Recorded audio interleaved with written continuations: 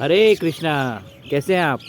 उम्मीद करता हूँ आप और आपकी फैमिली सब हेल्दी होंगे, सेफ़ होंगे। मेरा नाम है नितिन नाथ शर्मा और असेट मैनेजमेंट एंड रायविदा में आपका स्वागत है। तो हमेशा की तरह बात करेंगे हेल्थ और वेल्थ को लेके, और कुछ नए फंड्स भी आ रहे हैं इंडस्ट्री के अंदर। देखिए, मैंने शुरू से बोला है आपको कि बैंक, पोस्ट ऑफिस में, इनफैक्ट इंश्योरेंस पॉलिसीज़ में भी सिंगल डिजिट रिटर्न ही मिल रहे हैं आज की डेट में। तो अब तो मिल ही रहे हैं और आने वाले टाइम में भी मुझे लगता है ऐसे ही मिलने वाले हैं। तो आप इंश्योरेंस पॉलिसी के जाल में मत फंसिए। इनके अट्रैक्टिव जो प्लान्स होते हैं, जो गारंटीड प्लान होते हैं, और बहुत सारे प्लान्स होते हैं आपके रिटायरमेंट हुए, क्योंकि भाई आज आप इन्वेस्ट कर लेंगे उसके अंदर, इंश्योरेंस या किसी भी प्रोडक्ट के अंदर, और मैच्योरिटी होगी अगले 20 साल बाद, और 20 साल बाद इन्फ्लेशन, महंगाई कहाँ पहुँच जाएगी, और आपके रिटर्न जो इन हैंड जो आ रहे हैं मैच्योरिटी, अगर वो आपको 8% 7% की मिली तो क्या रहेगा आपके हाथ के अंदर? ये देखिए ना, आप सिर्फ tax free, only tax free return के लालच में आप वहाँ पर ब्लॉक हो जाओगे। दूसरी बात ये है कि कभी इमरजेंसी भी पड़े, अगर आप कभी इनकेस नहीं आप चला पाए इंश्योरेंस पॉलिसीज़ कभी, तो आपने जो जमा किया है हो सकता है वो भी ना मिले, क्योंकि बीच में आप एग्ज़िट नहीं कर सकते उसमें से। एक बार आपने कमिटमेंट कर दी तो आपको 15 साल 10 साल जितना भी है वो आपको देना पड़ेगा रेगुलर प्रीमियम। ठीक है ना? तो आप ये चीज़ बात को समझिए, क्योंकि आप ये देखिए आपकी वेल्थ क्रिएट कहाँ से हो रही है। ये वेल्थ क्रिएट नहीं करते ये प्रोडक्ट्स। ये लाइफ इंश्योरेंस के लिए तो ठीक है भाई, हमारी लाइफ को प्रोटेक्ट करने के लिए, कि भाई अगर हमको कुछ हो जाए तो नॉमिनी को एक हैंडसम अमाउंट मिल जाए। वो भी इन प्लानों में नहीं मिलते बहुत ज़्यादा। अगर आज की डेट में कोई अगर 20-25 लाख का कोई इंश्योरेंस दे भी रहा है तो कौन सी बड़ी बात है। 20-25 लाख कोई बहुत ज़्यादा मायने रखते हैं आपकी लाइफ गुजारने के लिए। तो टर्म इंश्योरेंस पे जाइए, टर्म इंश्योरेंस लीजिए, प्रीमियम भी कम आएगी, एक ही प्रीमियम रहेगी, और इनकेस कोई कैजुअलिटी होती है तो एक बड़ा अमाउंट मिलेगा। मेडिक्लेम रखिए अपने पास, ठीक है ना, हेल्थ इंश्योरेंस, क्योंकि हॉस्पिटलाइज हो गए तो भी दिक्कत है। और बाकी वेल्थ क्रिएशन के लिए म्यूचुअल फंड सही है, पहले भी सही था, आज भी सही है, और कल भी सही रहेगा। देखिए, म्यूचुअल फंड ऐसा नहीं है कि अभी आया है, लेकिन अब आपको दिखने लगे हैं, रिटर्न्स दिखने लगे हैं। म्यूचुअल फंड पिछले 30 सालों से, 30 ईयर्स से, 20 साल तो मुझे ही जॉब करते हुए हो गए म्यूचुअल फंड के अंदर। तो वही है, म्यूचुअल फंड पे आप ट्रस्ट रखिए और धीरे धीरे एसआईपी के थ्रू इन्वेस्ट कीजिए, अपने गोल डिसाइड कीजिए। लॉन्ग टर्म गोल हैं आपके या शॉर्ट टर्म गोल्स हैं। जब आपके गोल कंप्लीट हो जाए तो अपना पैसा आप वन टाइम इकट्ठा भी ले सकते हो, या सिस्टमेटिक विड्रॉल प्लान एसडब्ल्यूपी के थ्रू आप मंथली भी ले सकते हो, लाइक अ पेंशन। बजट है आज, तो बजट देखिए हमेशा भारत के लिए आने वाले जो फ्यूचर के जो होते हैं, उनके जो फ्यूचर के जो गोल्स होते हैं उनको फुलफ़िल करने के लिए बनाए जाते हैं। लास्ट ईयर भी बजट में मैंने यही बोला था कि देखिए, मार्केट का लिंक, एक दिन में वॉलेटिलिटी होगी, कुछ सेक्टर को गेन होगा, कुछ सेक्टर को हो सकता है लॉस हो, लेकिन ओवरऑल एग्रीकल्चर और इंफ्रास्ट्रक्चर को मतलब कंसिस्टेंट ग्रो कर रही है हमारी गवर्नमेंट, और डिफेंस सेक्टर को भी।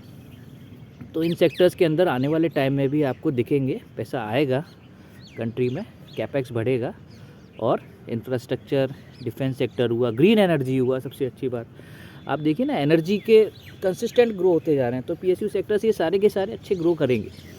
तो बजट को लेकर आप इंतज़ार मत कीजिए कि बजट आ जाएगा फिर हम इन्वेस्ट करेंगे। तो आप मार्केट को टाइम मत कीजिए, कंसिस्टेंट इन्वेस्ट करते जाइए एसडब्ल्यूपी एसआईपी के थ्रू।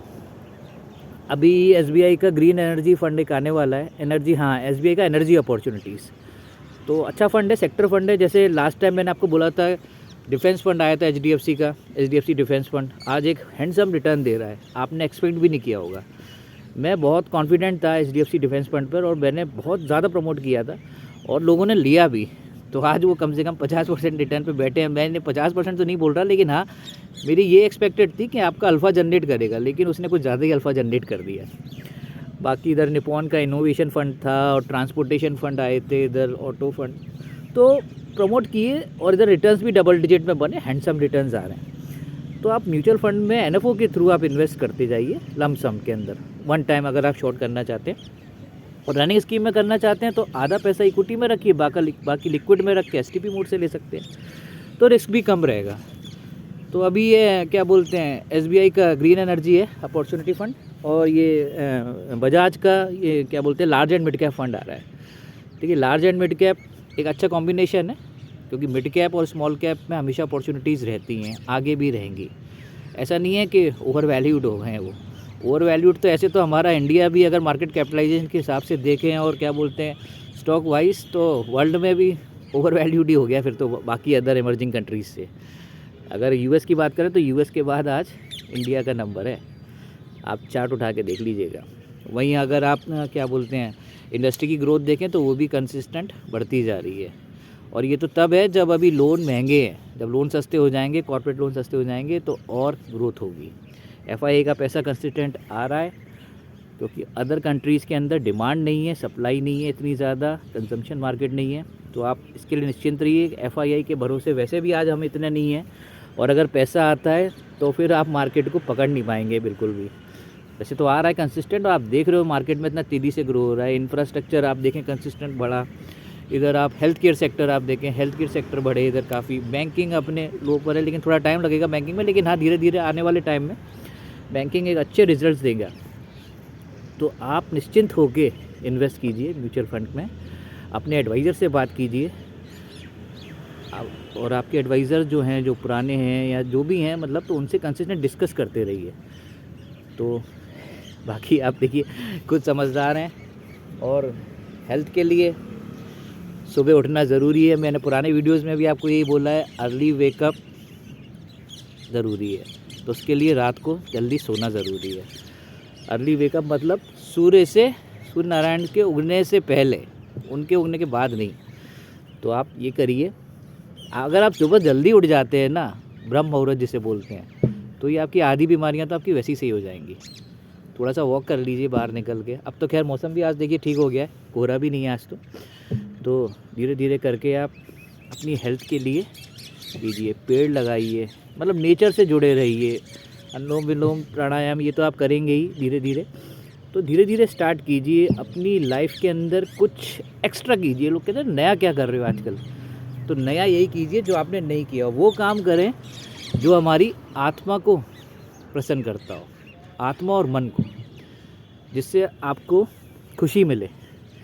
और वैसे बहुत सारे काम है वैसे तो, लेकिन फिर भी वो आपकी जो थिंकिंग है उसके हिसाब से आपको खुशी किस काम में मिलती है वो मुझसे आप ज़्यादा जानते होंगे।